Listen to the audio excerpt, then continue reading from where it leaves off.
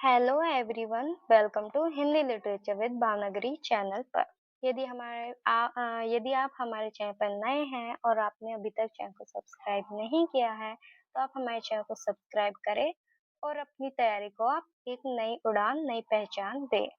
Right, जैसा कि आप स्क्रीन पर देख रहे हैं कि यूजीसी नेट हिंदी 2026 सिलेबस। तो सिलेबस सोल्व यानी कि हमें किसी भी एग्जाम की प्रिपरेशन करने से पहले क्या सिलेबस सॉल्व करना चाहिए, क्योंकि सिलेबस से आपके कुछ परसेंट सवाल ऊपर से ही सिलेबस से ही उठा लिए जाते हैं। आपको एग्जाम्पल तौर पर आगे दिखाया भी जाएगा।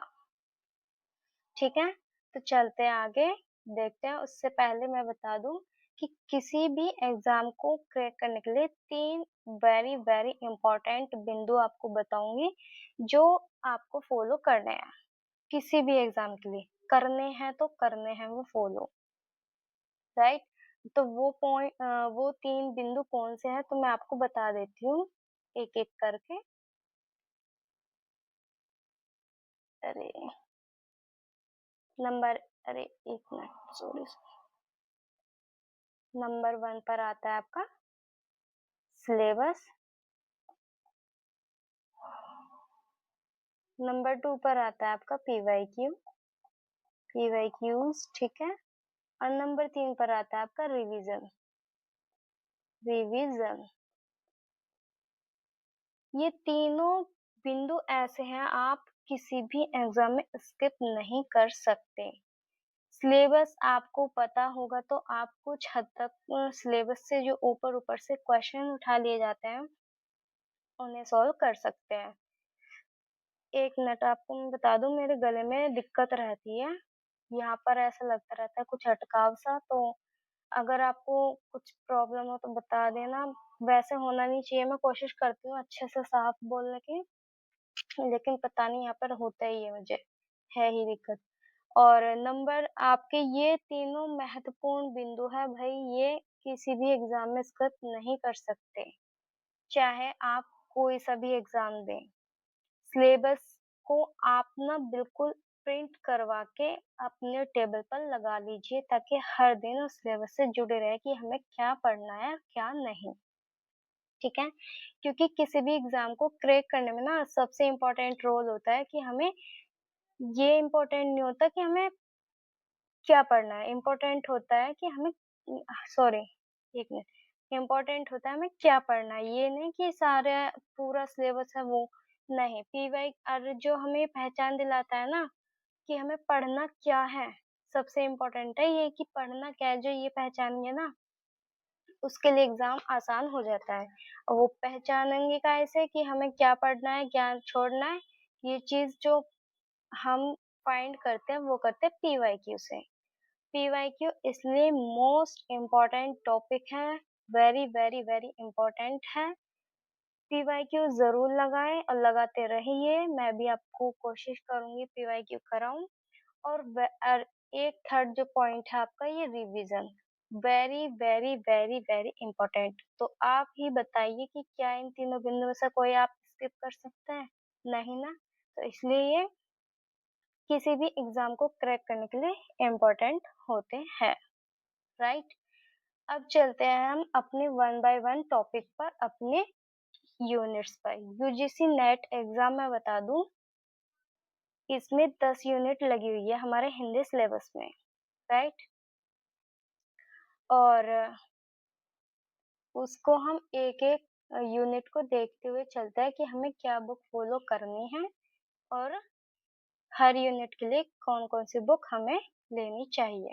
राइट, अब जैसे कि आपकी पहली यूनिट, और हाँ एक बात और बतानी है, यूजीसी नेट के सिलेबस में ना, आप ये तो मेरा मतलब मैंने खुद लिखा है, लेकिन मैंने मिस्टेक्स भी वैसे ही टाइप कर दिए ताकि आपको बता सकूं ये मिस्टेक है। एक जगह सही कर दी थी, पर बाकी 4 मिस्टेक मिली मुझे सिलेबस में। एक तो मैंने सही कर दी और तीनों को मैंने ऐसे ही प्रेजेंट कर दिया है, आपको दिखाऊंगी कि ये मिस्टेक थी। राइट, आप जाकर पुराने सिलेबस में भी देख लेना, यही मिलेगा और उसे सही करके मैं आपको बताऊंगी। तो क्या है, यूनिट फर्स्ट। यूनिट फर्स्ट के लिए आप क्या क्या देखते हैं पॉइंट। यूनिट फर्स्ट में जो पॉइंट आते हैं हमारे आते हैं हिंदी की ऐतिहासिक पृष्ठभूमि, प्राचीन भारतीय आर्य भाषाएं, मध्यकालीन भारतीय आर्य भाषाएं पाली, प्राकृत शौरसेनी, अर्धमागधी, मागधी, अपभ्रंश और उनकी विशेषताएं। अपभ्रंश अवहट कुछ नहीं है। और पुराने हिंदी का संबंध, आधुनिक भारतीय आर्य भाषाएं और उनका वर्गीकरण। नंबर 3 इसमें मैंने ये बिल्कुल पॉइंट्स में रख दिए हैं। ये जो मतलब सिलेबस में जो थे ये सारे एक जगह ही थे पॉइंट, लेकिन मैंने सबको अलग अलग कर दिए हैं ताकि आपको बताते वक्त आसानी पड़े कि हाँ हाँ ये टॉपिक है। हिंदी का भौगोलिक विस्तार क्या है। भौगोलिक विस्तार में पढ़ना क्या है हमें, हिंदी की उपभाषाएं, पश्चिमी हिंदी, पूर्वी हिंदी, राजस्थानी हिंदी, बिहारी हिंदी, पहाड़ी वर्ग और उनकी बोलियां। फिर आपका अगला पॉइंट आता है खड़ी बोली, ब्रज और अवधि की विशेषताएं। नेक्स्ट पॉइंट हिंदी के विविध रूप कौन कौन से, हिंदी, उर्दू, दक्षिणी, हिंदुस्तानी। हिंदी का भाषिक स्वरूप, हिंदी की स्वर्णिम व्यवस्था, खंड्य और खंडेतर, ये है। हिंदी ध्वनियों के वर्गीकरण का आधार, हिंदी शब्द रचना, उपसर्ग, प्रत्यय, समास, हिंदी की रूप रचना, लिंग, वचन और कारक व्यवस्था के संदर्भ में संज्ञा, सर्वनाम, विशेषण और क्रिया रूप, हिंदी वाक्य रचना। अब देखो ये हमारे यूनिट फर्स्ट के पॉइंट है, ठीक है, ये यूनिट फर्स्ट के पॉइंट थे। अब इसमें हमें जो मैंने जैसे पीवाईक्यू एनालिसिस किए हैं, पीवाईक्यू से यही बेनिफिट मिलता है कि हमें ज्यादा किस टॉपिक पे ध्यान देना है। तो हमने जो देखा है पीवाईक्यू एनालिसिस में वो देखा है कि सबसे ज्यादा प्रश्न यहाँ से आ रहे हैं, इस वाले टॉपिक से बहुत ज्यादा प्रश्न आए हुए हैं। और इससे भी अब हमें अभी 2-4 साल के बीच में मतलब पीछे देखने को मिले हैं। कुछ पहले व्याकरण से ज्यादा पूछे जाते थे, अब व्याकरण से 1-2 क्वेश्चन पूछ लिए जाते हैं। जैसे कि समास से भी पूछा गया है अभी तक मैंने देखा है, और कारक चिन्ह है ना, उससे भी जो कारक चिन्ह है उनसे 2-3 बार मैंने देख लिया, प्रश्न पूछे गए हैं, ठीक है। और ये हो गया, ये तो है ही आपकी बोलियों में आ जाती है, विशेषताएं पूछी जा रही है बोलियों की। और ये वाला ये पॉइंट भी, और इसमें एक संवैधानिक पॉइंट था, एक मतलब जो संविधान से रिलेटेड है ना भाषाओं के पॉइंट, वो भी वहां से भी क्वेश्चन पूछे जा रहे हैं। हिंदी को लेकर संविधान में क्या क्या बदलाव किए गए ये सब पूछे जा रहे हैं, ठीक है। तो कुछ की पॉइंट है जो हिंदी में पूछे यूनिट फर्स्ट में पूछे जा रहे हैं, राइट। तो ये ऐसे हमें पीवाईक्यू से पता चलता है। अब इसके लिए बुक क्या फॉलो करनी है आगे देखते हैं। अच्छा एक पॉइंट ये रहा, मैं देख रही थी यही की पॉइंट है नहीं, ये रहा एक पॉइंट। हिंदी भाषा प्रयोग के विविध रूप, बोली, मानक भाषा, राजभाषा, प्रश्न पूछा जा चुका है इससे भी, राष्ट्रभाषा, संपर्क भाषा, संचार माध्यम और हिंदी कंप्यूटर और कंप्यूटरें। हिंदी की संवैधानिक स्थिति, मैं सोच रही थी कि मैं टाइप करना भूल गई या सिलेबस में तो है, ये तो मुझे कंफर्म है क्योंकि प्रश्न पूछे जाते हैं वही सिलेबस से, लेकिन मुझे लगा कि मैं टाइप करने ही भूल गई, लेकिन ये रहा यहाँ पे, ठीक है। देवनागरी लिपि विशेषताएं और मानकीकरण, इससे भी बहुत क्वेश्चन पूछे जाते हैं रिपीट मोड पे, बिल्कुल रिपीट मोड पे। और जो एक पॉइंट और दिखाऊंगी मैं आपको, ये जो है ना पूर्वी हिंदी, इससे तो भर भर के क्वेश्चन पूछे गए हैं, ये भी रिपीट मोड पे, इनसे बिल्कुल वेरी वेरी इंपॉर्टेंट और हर एग्जाम में पूछे जा रहे हैं, ठीक है, अब बुक ये फॉलो करने हैं। मैंने आपकी बुक भी यहाँ पर साथ ही साथ रख दी थी ताकि आपको कोई दिक्कत ना हो बुक को लेकर भी, राइट। बुक है हिंदी भाषा का इतिहास, डॉक्टर भोलानाथ तिवारी। एक ये बुक है, एक है हिंदी व्याकरण कामता प्रसाद गुरु, एक है आधुनिक हिंदी व्याकरण और रचना, डॉक्टर वासुदेव नंदन जी प्रसाद जी की ये बुक है। ठीक है, आपको ये बुक फॉलो करनी है। अगर आपको ये लगता है कि इतनी सारी बुक कैसे लें, तो आपके पास ये 2 बुक तो ज़रूर होनी चाहिए जो हर टॉपर्स रिकमेंड करता है, हर टीचर रिकमेंड करता है। तो प्लीज़ ये 2 बुक ज़रूर ले लीजिए। और आपका बजट है या आपको वाक़ई बहुत सीरियस है तैयारी को लेकर, तो भाई तीनों बुक वेरी इम्पोर्टेंट है। ठीक है, राइट? आगे चलते हैं अब हम।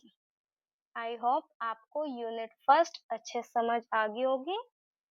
मैंने ये भी बता दिया है किस किस पॉइंट से ज्यादा प्रश्न पूछे जा रहे हैं और आपको यूनिट फर्स्ट के लिए कौन कौन सी बुक फॉलो करनी है ये भी आपको बता दिया है, राइट। अब चलते हैं आगे। Unit two. अब यूनिट टू जो है हमारा एकदम विस्तृत सिलेबस के तरह होता है। ठीक है, पूरा हिंदी साहित्य का इतिहास। कहने को इसमें 4 काल मिलते हैं, लेकिन आप देखोगे जब इसके एक-एक पॉइंट को पढ़ोगे तो ये बहुत डिटेल में एकदम विस्तृत सिलेबस बन जाता है। यूनिट 2 एक तरफ हो जाती है और यूनिट 1 से लेके 10 तक यूनिट 2 को छोड़ के वो एक तरफ, यानी यूनिट 9 यूनिट ऐसी हैं एक तरफ हो जाए जो, और यूनिट 2 एक तरफ मिला दिया जाए तो ऐसे कि एक यूनिट 2 की एक बुक बनेगी और उन 9 यूनिटों की बुक एक बनेगी। तो आप देख लीजिए यूनिट 2 कितना बड़ा है। तो ये एक तरीके से ये अपना अलग सिलेबस सा हो जाता है, राइट। और ये यूनिट 2 है ना, ये हर एग्जाम में पूछा जाता है, हर एग्जाम में PGT, PGT-DS, D triple SB, CUET, UPSC सब में। तो ये इम्पोर्टेंट हो जाता है। लेकिन इसमें पढ़ना क्या छोड़ना क्या ये सब आपको पीवाईक्यू एनालिसिस से पता चलता है, राइट। अब चलते हैं आगे। यूनिट 2 में पार्ट मैंने 2 रखे हैं। यूनिट 2 के 2 पार्ट कर दिए मैंने, एक हिंदी साहित्य का इतिहास और एक गद्य साहित्य, राइट। गद्य साहित्य को भी देखेंगे उसके लिए क्या बुक फॉलो करनी है और हिंदी साहित्य के लिए कौन सी बुक फॉलो करनी है। तो चलते हैं बताते हैं। पहले पॉइंट्स पढ़ लेते हैं फिर बुक देखेंगे। हिंदी साहित्य इतिहास दर्शन, हिंदी साहित्य के इतिहास लेखन की पद्धतियां, हिंदी साहित्य का काल विभाजन और नामकरण, आदिकाल की विशेषताएं, साहित्यिक प्रवृत्तियां, रासो साहित्य, आदिकालीन हिंदी का जैन साहित्य, सिद्ध और नाथ साहित्य, अमीर खुसरो की हिंदी कविता, विद्यापति उनकी पदावली, लौकिक साहित्य। तो देखो अमीर खुसरो से भर भर के प्रश्न, हिंदी कविताओं से, विद्यापति से और उनकी पदावली, लौकिक साहित्य, ये हमें पढ़ना है इसमें। और आगे दिखा देती हूँ और क्या क्या पढ़ना है। अब ये तो हमारा, एक मिनट, ये तो हमारा आदिकालीन के बारे में था थोड़ा सा। अब बता देते हैं यहाँ से हमारे भक्ति काल, रीति काल, आधुनिक काल और आधुनिक काल के अंतर्गत यानी अंदर कौन कौन से युग आते हैं वो। ठीक है, कहने को बस ये छोटे से काल हैं कि ये काल है आपको पढ़ना है, लेकिन जब इनके अंदर घुसते हैं ना, प्रॉपर देखते हैं तो भाई बहुत विस्तृत है। ठीक है, पर कोई नहीं, सब कर लेते हैं जब हमें एक बार ये पता चल जाए कि क्या पढ़ना है क्या छोड़ना है। अब देखते हैं भक्ति आंदोलन। भक्ति आंदोलन में भक्ति आंदोलन के उदय के सामाजिक सांस्कृतिक कारण, भक्ति आंदोलन का अखिल भारतीय स्वरूप और उसका अंत प्रादेशिक वैशिष्ट्य, भक्ति काव्य की सामाजिक सांस्कृतिक पृष्ठभूमि, आलवार संत, भक्ति काव्य के प्रमुख संप्रदाय और उनका वैचारिक आधार। संप्रदाय से भी क्वेश्चन मैंने देखे हैं पीवाईक्यू में। निर्गुण सगुण कवि और उनका काव्य। ठीक है, अब हमारा रीतिकाल। रीतिकाल में ये 2 पॉइंट मिलते हैं। क्या सामाजिक और सांस्कृतिक पृष्ठभूमि क्या रही? तो रीतिकाल की प्रमुख प्रवृत्तियाँ क्या हैं? और इसमें 3 सिद्धांत रीतिबद्ध, रीतिसिद्ध और रीतिमुक्त। रीति कवियों का आचार्यत्व क्या रहा है? ठीक है, ये पॉइंट्स हैं। और एक पॉइंट्स ये है कि रीतिकाल के प्रमुख कवि और उनके काव्य। ठीक है, बहुत इनसे बहुत सारी रचनाएं पूछी जाती है। अब आगे चलते हैं आधुनिक काल। आधुनिक काल के भी हिस्से कर दिए हैं, अब देखते हैं क्या क्या है। हिंदी गद्य का उद्भव और विकास। भारतेंदु पूर्व हिंदी गद्य 1857 की क्रांति और सांस्कृतिक पुनर्जागरण। भारतेंदु और उनका युग। पत्रकारिता का आरंभ और 19वीं शताब्दी की हिंदी। ठीक है, नेक्स्ट पॉइंट पत्रकारिता। आधुनिकता की अवधारणा क्या रही? फिर हमें आधुनिक काल में द्विवेदी युग देखना है। द्विवेदी युग में क्या देखना है? महावीर प्रसाद द्विवेदी और उनका युग देखना है। हिंदी नवजागरण और सरस्वती, ये राष्ट्रीय काव्यधारा के प्रमुख कवि। ये इम्पोर्टेंट टॉपिक है। एक मतलब कुछ राष्ट्रीय कवि थे, तो वहां से उनकी रचनाएं पूछी जाती, मैंने देखा है कई बार पीवाई के में। राइट। स्वच्छंदतावाद और उसके प्रमुख कवि। छायावाद में क्या पढ़ना है? छायावादी काव्य के प्रमुख विशेषताएं, छायावाद के प्रमुख कवि, प्रगतिवाद की अवधारणा, प्रगतिवादी काव्य और उनके प्रमुख कवि, प्रयोगवाद और नई कविता के कवि। राइट। समकालीन कविता, समकालीन साहित्यिक पत्रिका, पत्रकारिता। ठीक है, और समकालीन कविता कहाँ तक? वर्ष 2000 तक की आपको देखनी होंगी। राइट, आई होप आपको समझ आ रहा होगा। अब चलते हैं बुक फॉलो। इस हमें यूनिट 2 में पार्ट 1 के लिए कौन सी बुक फॉलो करनी है, तो वो मैं आपको बता दूं, ये वाली आपको बुक फॉलो करनी है। ठीक है, अब देखो, ये है हमारा रामचंद्र शुक्ल हिंदी साहित्य का इतिहास। ये हिंदी साहित्य का इतिहास डॉक्टर नगेंद्र, डॉक्टर हरदयाल संपादक ये रहे हैं, मतलब हिंदी साहित्य इतिहास के। फिर है हिंदी भाषा एवं साहित्य का वस्तुनिष्ठ इतिहास, सरस्वती पांडे और गोविंद पांडे जी का ये बुक है। ठीक है, और मैं आपको बता दूं, ये तीनों ही बुक इम्पोर्टेंट है। इनमें से कोई भी बुक स्किप करना यानी अपनी तैयारी को कमजोर करना है। राइट। और मैं बता दूं, रामचंद्र शुक्ल बुक जो है एकदम आसानी से समझ नहीं आती है, तो और आपको एक रिवीजन मोड पर पहले आपको क्या करना है कि जैसे रामचंद्र शुक्ल बुक ले ली, आपने ये तीनों बुक ले ली, पढ़नी कैसे है? आपको रामचंद्र शुक्ल बुक से आदिकाल पढ़ना है पहले, उसके बाद उसी टॉपिक को आपको नगेंद्र की बुक से पढ़ना है। राइट। तो इससे क्या होगा, एक तो रिवीजन टाइप हो जाएगा, कॉन्सेप्ट क्लियर हो जाएंगे, आपको कुछ हद तक चीजें याद हो जाएंगी। फिर आपको सरस्वती पांडे की बुक पर जाना है। ये वस्तुनिष्ठ है, यानी कि इसमें ऑब्जेक्टिव टाइप हमें क्वेश्चन देखने को मिलते हैं। वन लाइनर, ये वन लाइनर बुक है। ठीक है, तो पहले आपको ये वाली बुक पढ़नी है, फिर नंबर 2 पे ये और नंबर 3 पे आपको ये। ठीक है, इस पे तभी जाएं जब आप इन दोनों बुक को पढ़ लो। राइट। या ऐसे करो, पहले एक टॉपिक पढ़ा इससे, फिर पढ़ लिया नगेंद्र की बुक से, फिर आप वन लाइनर बुक पर जाइए उस टॉपिक को लेकर। तो आपके बहुत हद तक कॉन्सेप्ट एकदम मेमोरी में मजबूत हो जाएंगे, स्ट्रॉन्ग हो जाएंगे, और रिवीजन भी एक तरीके से होता रहेगा। फिर इसके बाद आप पीवाईक्यू भी लगाइए। राइट, आगे चलते हैं। हिंदी साहित्य का इतिहास की मतलब हिंदी साहित्य की गद्य विधाएं पार्ट 2। ठीक है, अब देखते हैं इसमें पार्ट 2।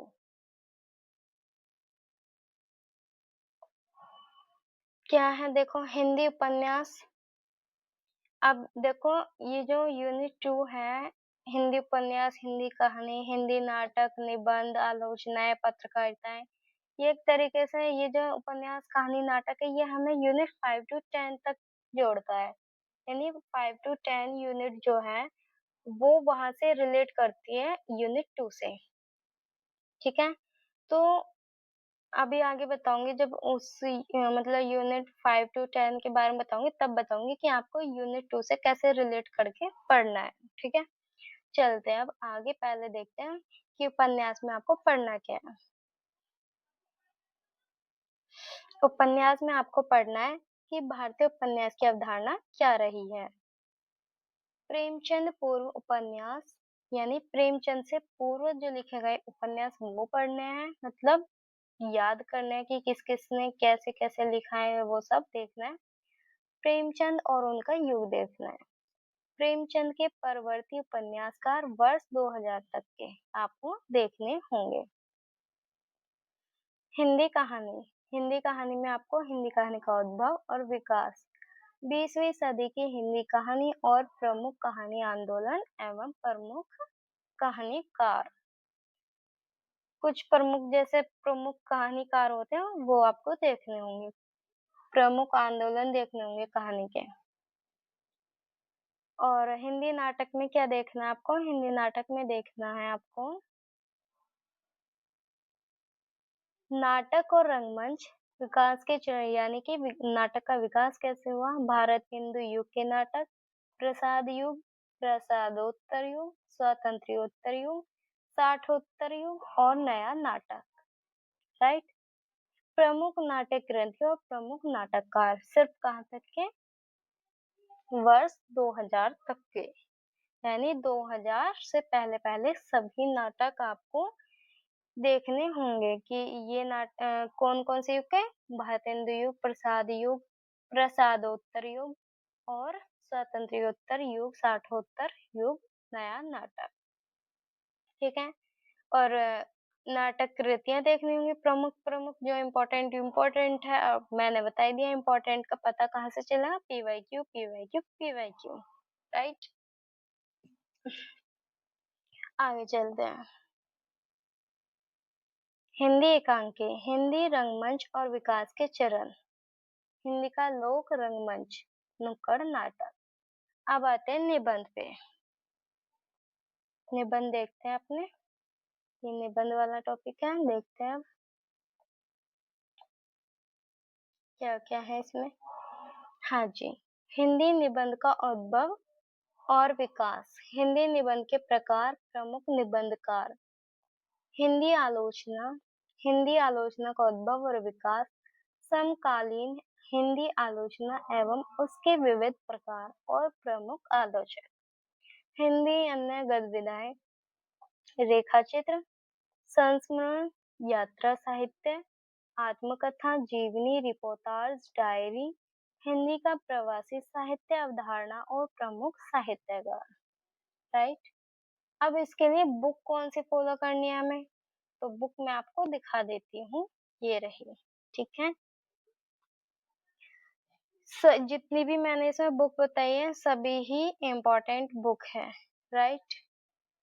अब चलते हैं और आपको लास्ट में बताऊंगी वीडियो के, चलो या बीच में मैं बता देती हूँ कि सभी जो ये है बुक आपको हमारे टेलीग्राम पर पीडीएफ मिल जाएगी। रामचंद्र शुक्ल बच्चन जी की इनकी सबकी पीडीएफ आपको हमारे टेलीग्राम ग्रुप पर पड़ी है। आप टेलीग्राम चैनल को ज्वाइन कर ले यदि आप हमारे चैनल पर नए हैं तो, और नहीं नहीं किया है अभी तक ज्वाइन, राइट।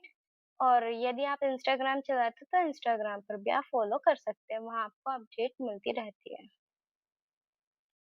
हाँ, तो अब देखते हैं हम बुक। हिंदी का गद्य साहित्य, अब जो ये हिंदी साहित्य का पार्ट 2 बता रही हूँ, ये book very very very very important है, ठीक है? Very very very important, right. तो ये हमारे गद्य साहित्य के लिए ये बुक एकदम बेस्ट है, बेटर है। और ये वस्तुनिष्ठ वस्तुनिष्ठ इतिहास है, वन लाइनर बुक है। ये भी इम्पोर्टेंट है क्योंकि इसमें आप थ्योरिकल पढ़ोगे, उन रचनाओं के बारे में भी पढ़ोगे। और मैं बता दूँ आपको कि आप जो हमारे पाठ्यक्रम में जितने भी राइटर लगे हुए हैं ना, उन्हें इस बुक से पढ़ लें तो बहुत अच्छा होगा क्योंकि क्वेश्चन पूछे जाते हैं। लेखक के बारे में कोई पंक्ति आ गई या उनकी रचनाओं के बारे में कुछ कथन आ गए तो वो यहाँ से पूछे जाते हैं क्योंकि वे गद्य रचनाएँ हैं। तो इसलिए वहाँ ये रामचंद्र तिवारी वाली बुक से पूछे जाते हैं। और रामचंद्र शुक्ल में भी जो हमारी रचनाएँ जैसे हम हिंदी साहित्य का इतिहास पढ़ते हैं रामचंद्र शुक्ल, उसमें हमारे पाठ्यक्रम के राइटर आते हैं, तो उन्हें भी बहुत ध्यान से पढ़ना ज़रूरी है। ठीक है? अब चलते हैं हम एक बुक ये है दृष्टि वाली, तो नया एडिशन ज़रूर लें, लेटेस्ट एडिशन ज़रूर लें, तो ये भी बहुत हेल्पफुल है और 5 टू 10 यूनिट के लिए तो वेरी हेल्पफुल है। यूनिट 2 की बुक इम्पोर्टेंट है, मैंने आपको बता दी है। अब चलते हैं यूनिट 3 पर, ठीक है? साहित्य शास्त्र। यूनिट 3 जो है आपकी साहित्य शास्त्र है, इसमें आपके भारतीय काव्य शास्त्र आता है और एक पाश्चात्य काव्य शास्त्र आता है, राइट? इसमें भी एक तरीके से देखा जाए तो 2 पार्ट्स होते हैं, ठीक है? अब इसमें बता देते हैं क्या-क्या पॉइंट्स पढ़ने हैं। काव्य के लक्षण, काव्य हेतु, काव्य प्रयोजन, प्रमुख संप्रदाय और सिद्धांत रस, अलंकार रीति, ध्वनि वक्रोक्ति और औचित्य, रस निष्पत्ति साधारणीकरण, शब्द शक्ति काव्य गुण काव्य दोष प्लेटो के काव्य सिद्धांत। ये अलग पॉइंट है, ये इसमें आ जाएगा, ठीक है? चलते अब आगे। पाश्चात्य काव्य शास्त्र में ये वाले राइटर आते हैं, देखो ये। इन्हें आपको जन्म वर्ष के अनुसार भी क्रम से लगा लेने हैं और इनकी रचनाओं को भी क्रम अनुसार आपको याद करना है। और कुछ और इम्पोर्टेंट राइटर हैं, वो आपको पीवाईक्यू के थ्रू पता चल जाएगा कि कौन-कौन सी इम्पोर्टेंट राइटर हैं जिनके बारे में जिनकी बार-बार रचनाएँ पूछी जाती है, राइट? तो अरस्तू के क्या-क्या पढ़ना है? अनुकरण सिद्धांत, त्रासदी विवेचन, विवेचन सिद्धांत, वर्ड्सवर्थ का काव्य भाषा सिद्धांत। ठीक है? वर्ड्सवर्थ का काव्य भाषा सिद्धांत। कॉलरिज का क्या? कल्पना और फैंटेसी। टी.एस. इलियट का क्या पढ़ना है? निर्वैयक्तिकता का सिद्धांत, परंपरा की अवधारणा। आई. रिचर्ड्स का मूल्य सिद्धांत, संप्रेषण सिद्धांत तथा काव्य भाषा सिद्धांत, रूसी रूपवाद, नई समीक्षा, मिथक, फंतासी, कल्पना, प्रतीक, बिंब। और मैं बता दूं ये जो यहाँ पे आपको दे रखे हैं ना ये सिद्धांत, ये देखो सिलेबस में है, ठीक है?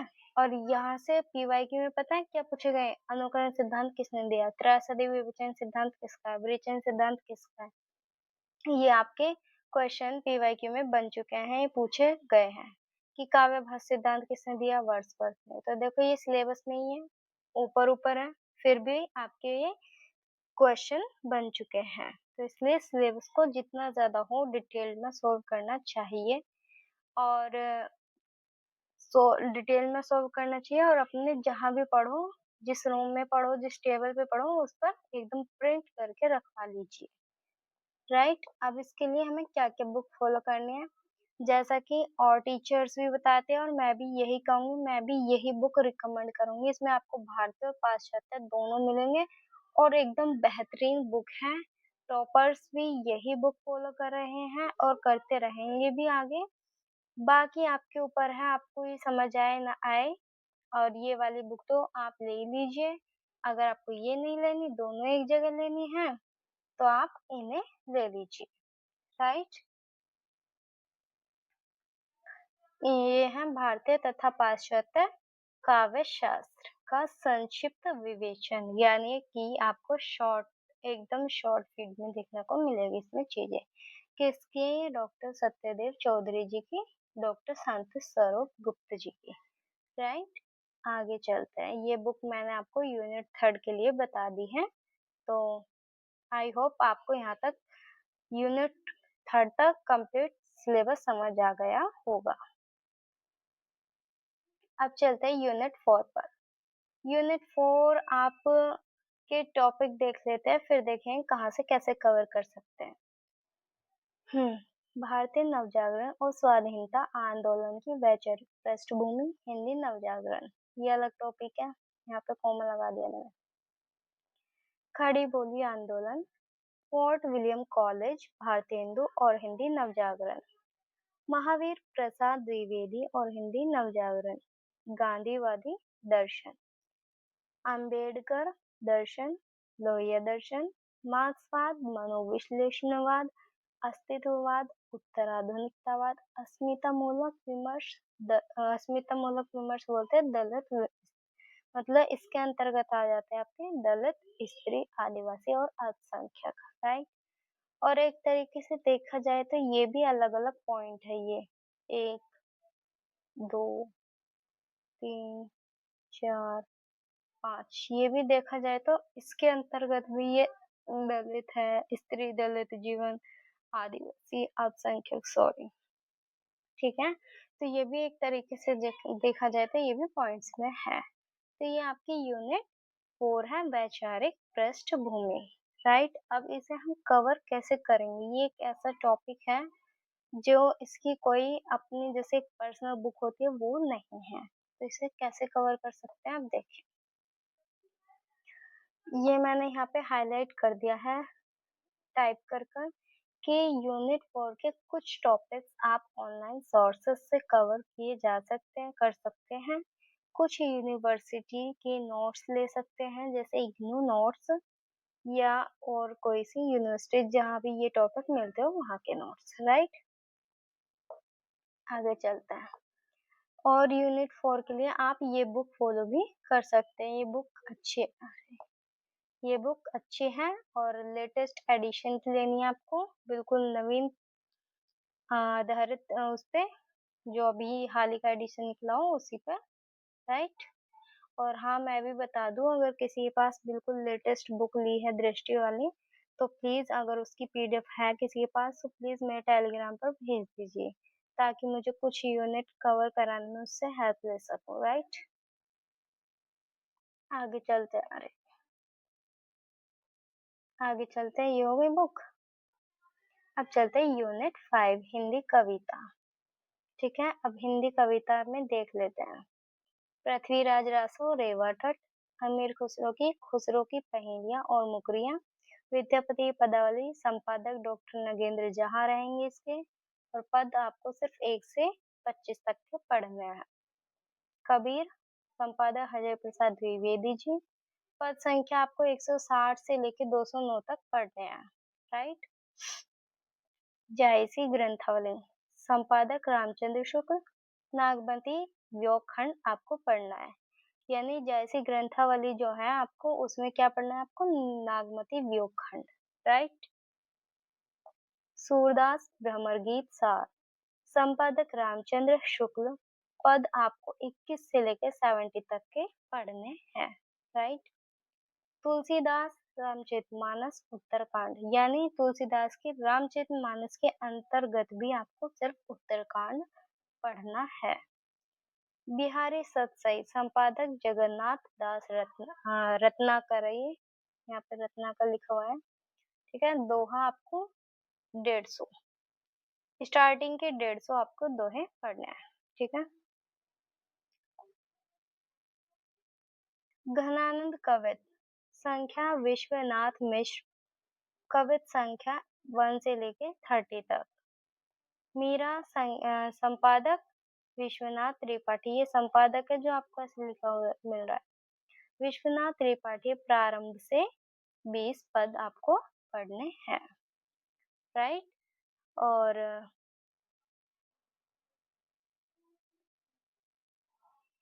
एक मिनट, ये 150 नहीं है, स्टार्टिंग के 150 में लग ही रहा था, ये ऐसा हो ही नहीं सकता।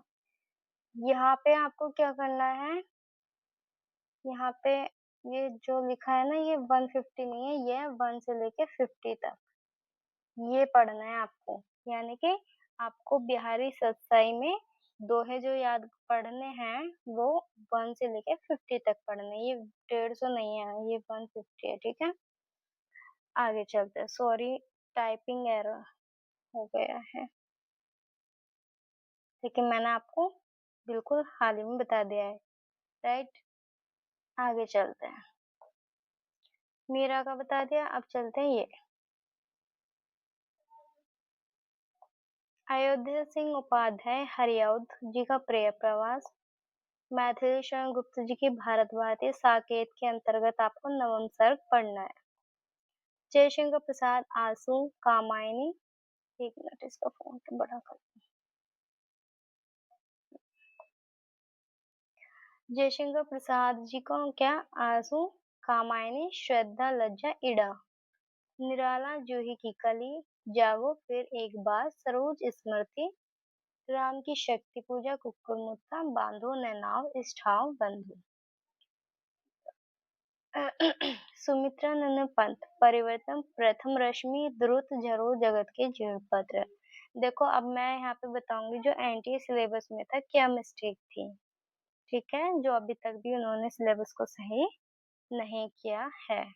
देखो, हमसे मिस्टेक होती है, हम आपको अभी बताया भी था और हम ये भी बोल देते हैं आपसे कि अगर कोई मिस्टेक है तो आप कमेंट बॉक्स के थ्रू बताइए। ठीक है, क्योंकि गलती किसी से भी हो सकती है।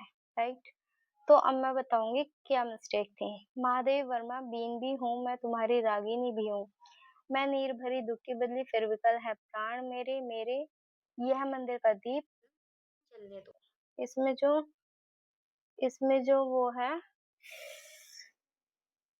इसमें जो मिस्टेक थी वो थी ये जो रचना दे रखी है आपको, ये महादेवी आप जाके देख लेना एनटीए वाला सिलेबस, ये तो मैंने खुद टाइप किया है कि ये वाली जो रचना है ये महादेवी वर्मा के कविताओं में दे रखी थी यहाँ पे सिलेबस में। राइट, फिर मैंने ये सही करके यहाँ पर लिख दिया है। राइट, पहली मिस्टेक तो आपको यहीं मिल जाती है ये वाली। आगे मैंने मिस्टेक को एज इट इज ऐसे ही टाइप किया है ताकि आपको दिखा सकूं कि हाँ ये मिस्टेक थी। ठीक है, अब चलते हैं आगे। हो गया। रामधारी सिंह दिनकर की उर्वशी में कौन सा अंक पढ़ना है? तृतीय। और रश्मि रथे। नागार्जुन कालिदास बादल को गिरते देखा अकाल और उसके बाद खुरदरे पैर शासन की बंदूक मनुष्य हूँ। सच्चिदानंद हिरानंद वात्स्यायन आज्ञे। क्या है इनकी रचनाएं? कलगी बाजरे की, यह दीप अकेला, हरी घास पर क्षण भर, असाध्य वीणा, कितनी नावों में कितनी बार। भवानी प्रसाद मिश्र। गीत फरोश, सतपुड़ा के जंगल। मुक्ति बोध की, भूल गलती भ्रम राक्षस अंधेरे में, धूमिल जी की नक्सलवाड़ी, मोचीराम अकाल दर्शन, रोटी और संसद। राइट, ये हमारी यूनिट 5 हो गई है। अभी यूनिट 5 के लिए क्या सोर्स लेना है हमें? देखो, यूनिट 5 के लिए आपके लिए दृष्टि की भी बुक, ठीक है, जैसे मैंने बताया अभी स्टार्टिंग में कि 5 to 10 यूनिट के लिए वेरी हेल्पफुल है दृष्टि बुक। ठीक है, और आप यहाँ पर आपको सभी कहानी कहानी मतलब सॉरी यूनिट 5 की जितनी भी कविताएं है ना, आपको हमारे टेलीग्राम चैनल पर देखने को मिल जाएंगी। आप वहां पर जाइए, पूरी एक साथ कविताओं की पीडीएफ अपलोड कर दी गई है। राइट, आपको वहां पर सभी कविताएं एक साथ मिल जाएंगी, तो ये सोर्स फॉलो कर सकते हो। और बाकी आपकी दृष्टि की बुक है ही। राइट, बाकी आपके पीवाईक्यू इन सब से आप कवर कर सकते हैं। राइट, आगे चलते हैं। यूनिट 6, ये भी एक तरीके से बड़ी है, इसमें भी उपन्यास 300, 400, 400, 500 पेज के उपन्यास लगे हुए हैं। तो चलते हैं, अब इसमें देखते हैं कौन कौन से उपन्यास लगे हुए हैं। पंडित गौरीदत्त दौरानी जेठानी की कहानी, लाला श्रीनिवासा परीक्षा गुरु प्रेमचंद गोदान अज्ञे शेखर एक जीवनी का भाग 1 पढ़ना है। हजर प्रसाद द्विवेदी की बाण भट्ट की आत्मकथा, फणीश्वर नाथ रेणु मैलाचल, यशपाल झूठा सच, अमृतलाल नागर मानस का हंस, भीष्म साहनी तमस, श्रीलाल शुक्ला राग दरबारी, कृष्णा सोबती जिंदगी नामा, मन्नू भंडारी आपका बंटी और जगदीश चंद्र धरती धन्य अपना। और एक बात और बतानी है आपको, ये बतानी है कि जितने भी 5 to 10 यूनिट है सभी के राइटर के राइटरों को, जितने भी लेखक हैं 5 to 10 यूनिट के, उनके जन्म वर्ष क्रम से लगा लीजिए, राइट? क्योंकि बहुत प्रश्न पूछे जा रहे हैं, ठीक है? और जितने भी आपके लेखक लगे हैं, उनकी जितनी भी रचनाएँ लगी हुई हैं, मतलब लेखक हैं, उनकी सभी रचनाओं को देख लीजिए। जैसे अब ये है हज़ार प्रसाद द्विवेदी जी का उपन्यास लगा हुआ है, राइट, ठीक है? तो आपको हज़ार प्रसाद द्विवेदी जी के सभी उपन्यास देखने होंगे, क्योंकि प्रश्न में पूछे जा रहे हैं, वो भी क्रम से। क्रम से बहुत ज़्यादा पूछे जा रहे हैं क्वेश्चन। रचनाओं में मैंने देखा भी है, तो रचनाएँ जितनी भी पूछ रहे हैं क्रम से, ठीक है? और ये भी पूछा गया है कि पाठ्यक्रम में लगे रचनाकारों का जन्म वर्ष क्रम से लगाइए। तो भाई ये देखा है तो इसीलिए मैं बता रही हूँ इन्हें क्रम से नोट डाउन कर लीजिए। बिल्कुल जन्म वर्ष भी और इनकी रचनाओं को भी क्रम से ही नोट डाउन करें, जितने भी लेखक आपके पाठ्यक्रम में लगे हुए हैं। ठीक है? ये हमारे उपन्यास हो गए।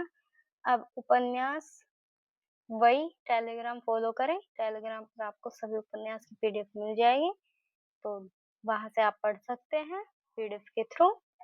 अब चलते हैं, कुछ इम्पोर्टेंट होते हैं जैसे गोदान है, गोदान आपका इतना इम्पोर्टेंट है, इससे प्रश्न आता ही आता है, तो आप एक आध बुक ऐसे ले सकते हैं,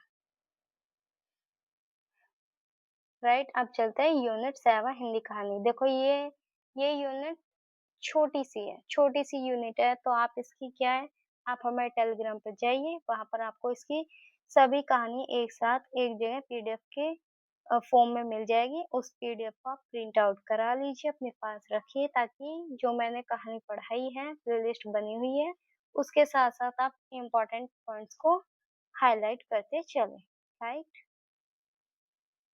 अब देख लेते हैं क्या-क्या है इसमें। राजेंद्र बाला घोष यानी बंग महिला भी इन्हें कहते हैं। इनकी दो कहानी लगी है, एक चंद्रदेव से मेरी बातें, एक धुलाई वाली। माधवराव स्प्रे की एक टोकरी भर मिट्टी, सुभद्रा कुमारी चौहान की राही, प्रेमचंद ईदगाह दुनिया का अनमोल रत्न, ठीक है? राजा राधिका रमण प्रसाद सिंह जी की खानों में कंगना, चंद्रधर शर्मा गुलेरी जी की उसने कहा था, जयशंकर प्रसाद जी के आकाशदीप। आगे चलते हैं, जैनेन्द्र कुमार जी की, जैनेन्द्र कुमार की अपना अपना भाग्य, ये सब मेरे में टाइपिंग एरर कैसे हो गया? फणीश्वर नाथ रेणु तीसरी कसम और लाल पान की बेगम, अज्ञे गैंग्रीन, शेखर जोशी, कौशिका घटवार, भीष्म साहनी अमृतसर आ गया है, चीफ की दावत, भीष्म साहनी की भी दो लगी हुई हैं, कृष्णा सोबती सिक्का बदल गया, हरिशंकर प्रसाद इंस्पेक्टर माता दी चांद पर, ये एक व्यंग्यपूर्ण कहानी है। ज्ञानरंजन पिता, कमलेश्वर राजा निरंबसिया, निर्मल वर्मा परिंदे कहानी, ठीक है? ये हमारी यूनिट 7 हो गई है। अब आते हैं यूनिट 8। यूनिट 8 हमारी नाटक है, नाटक भी आप लाइन बाय लाइन पढ़ सकते हैं, इतने बड़े नहीं हैं, ठीक है? अब चलते हैं, देखते हैं। भारत हिंदू जी के दो नाटक लगे हैं, अंधेरी नगरी भारदुर्दशा, जयशंकर प्रसाद जी के 3 लगे, चंद्रगुप्त, स्कंदगुप्त, ध्रुव सामनी, धर्मवीर भारती जी के नाटक लगा है अंधयुग, लक्ष्मी नारायण लाल। देखो मिस्टेक ये थी इसमें, सिंदूर की होली के जो राइटर है ना, वे है लक्ष्मी नारायण मिश्र, ठीक है? कौन है? लक्ष्मी नारायण मिश्र। लेकिन एंटी ने यहाँ पे लाल लिखा हुआ था, लेकिन मैंने आपको दिखाने के लिए यहाँ पे लाल ही लिख दिया है, तो आपको लाल हटा के क्या मिश्र कर लेना है। और ये इसलिए बताया है ताकि पेपर में पूछा जाए तो आपको कंफ्यूजन ना हो कि लक्ष्मी नारायण लाल का है या मिश्र का, तो मिश्र का है, ध्यान रखना। मोहन राकेश आधे अधूरे, आषाढ़ का एक दिन, हबीब तनयागरा बाजार, सर्वेश्वर दयाल सक्सेना बकरी, शंकर शेष जी का है एक और द्रोणाचार्य, ठीक है? गले में पता नहीं क्या प्रॉब्लम हो पड़ी है। हाँ जी, तो अब हमारे ये नाटक हो गए हैं। एक मिनट, ये रहे अभी। उपेंद्र नाथ अश्क जी का है अंजू दीदी, और मन्नू भंडारी जी का है महाबोझ। ये हमारे 10 नाटक इसमें लगे हुए हैं। 21 कहानियां लगी हुई हैं, 10 नाटक लगे हुए हैं। 10 नहीं, एक मिनट, 10 तो राइटर है इनके, दो दो तीन तीन नाटक और है ना। ठीक है, 14 है शायद, मे बी, मेरे जैसा ध्यान है 14 नाटक है। चलते हैं आगे। अब देखते हैं हिंदी निबंध यूनिट 9। यूनिट 9 देखते हैं। यूनिट 9 में भारतेंदु, दिल्ली दरबार दर्पण और भारत वर्षोन्नति कैसे हो सकती है। प्रताप नरमेश की शिव मूर्ति, बाल मुकुंद गुप्त जी का शिव शंभू चिट्ठे। देखो यहाँ पे मैंने ये भी सही किया है, क्योंकि यहाँ पे बाल कृष्ण भट्ट लिखा हुआ था, कि मैंने यहाँ पे सही कर दिया था। क्या, बाल कृष्ण भट्ट, एनटीए ने ये लिखा था। एनटीए एनटीए ने जो लिखा था, इस रचना के राइटर ये लिखा था, लेकिन मैंने इसे सही करके लिखा है बाल मुकुंद गुप्त जी। राइट, अब आगे चलते हैं। रामचंद्र शुक्ल की क्या है, रामचंद्र शुक्ल जी का निबंध कविता क्या है। हजार प्रसाद द्विवेदी जी का नाखून क्यों बढ़ते हैं। विद्या निवास मिश्र, मेरे राम का मुकुट भीग रहा है। अध्यापक पूर्ण सिंह, मजदूरी और प्रेम, कुबेरनाथ राय जी का उत्तर फाल्गुनी के आसपास, विवेकी राय, उठ जाग मुसाफिर, नामवर सिंह जी का संस्कृति और सौंदर्य। राइट, ये हमारे निबंध होते हैं। अब यूनिट 10 है, ये भी अपने आप में एक विस्तृत यूनिट मानी जाती है, तो उसके लिए दृष्टि बुक, राइट, और पीवाईक्यू आपके यूजफुल रहेंगे। ठीक है, अब देखते हैं क्या क्या है। राम वृक्ष, बैनीपुरी की माटी की मूर्ति, कुछ इसमें कुछ रचनाएं ऐसी है जो छोटी है। ठीक है, राम वृक्ष, बैनीपुरी, माटी की मूर्ति, महादेव वर्मा, ठकुरी बाबा, छोटी रचना। आप पीडीएफ फॉर्म निकलवा सकते हैं, पीडीएफ निकलवा के उसे पढ़ सकते हैं। राइट, तुलसीराम मुर्दैया, शिवरायन देवी, प्रेमचंद घर में, मन्नू भंडारी, एक कहानी है भी, विष्णु प्रभाकर, आवारा मसीहा, हरिवंश राय बच्चन, क्या भूलो क्या याद करूं, रमणिका गुप्ता, आप खुदरी, हरिशंकर प्रसाद, भोला राम का जीव, कृष्ण चंद्र, जामुन का पेड़। ये देखो, ये दो रचनाएं बहुत छोटी छोटी सी हैं, मतलब छोटी सी हैं। ठीक है, और दिनकर संस्कृति के 4 अध्याय। ये हमारा सिलेबस यहाँ पर समाप्त होता है। अच्छा, अरे ये तो ध्यान से उतर गया, अभी तो और भी है। यहाँ पे मिस्टेक भी तो बतानी है आपको, पता नहीं कैसे। हाँ, मुक्ति बोध जी कि यहाँ पे देखो, इसमें ये तो है गलत। इसकी जगह आपका जो सही होकर आएगा वो आएगा, सही जो है साहित्यिक, साहित्यिक।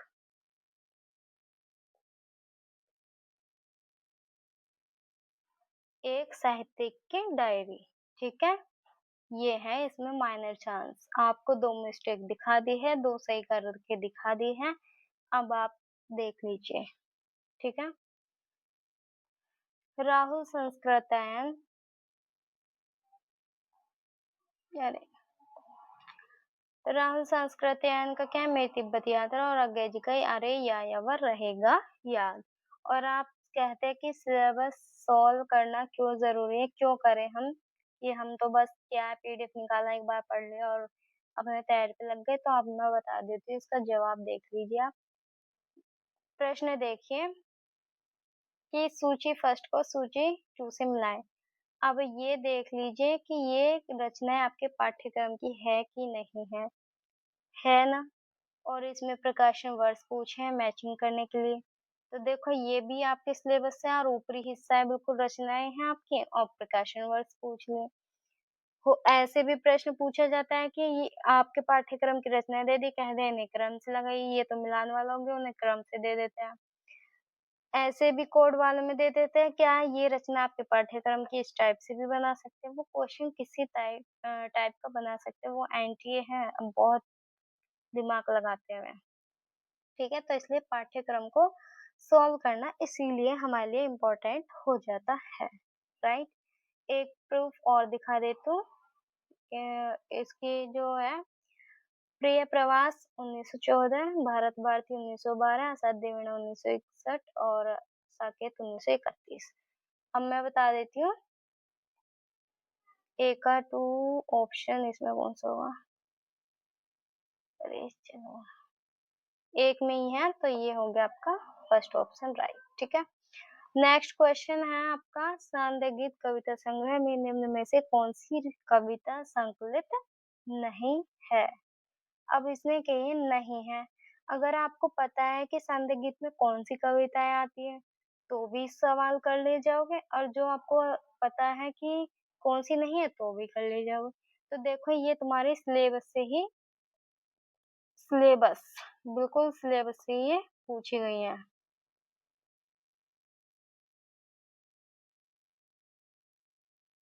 ठीक है, और ये भी आपके बिल्कुल सिलेबस से ही पूछी गई है।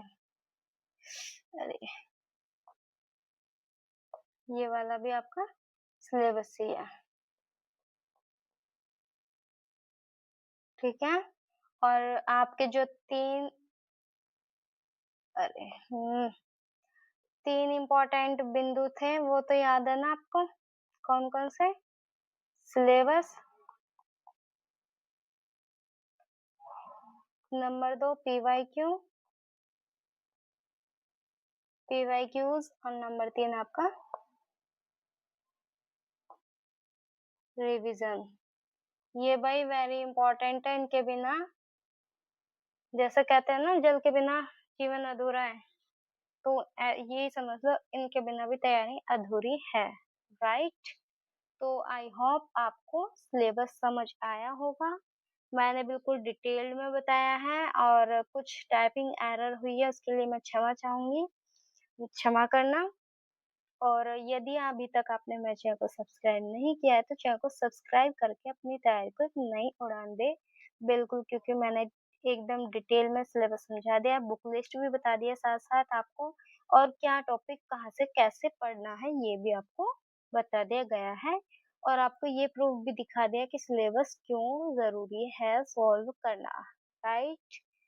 अब चलते हैं, मिलते हैं नेक्स्ट वीडियो में ऐसे ही कंटेंट के साथ। तब तक के लिए बाय टाटा, धन्यवाद।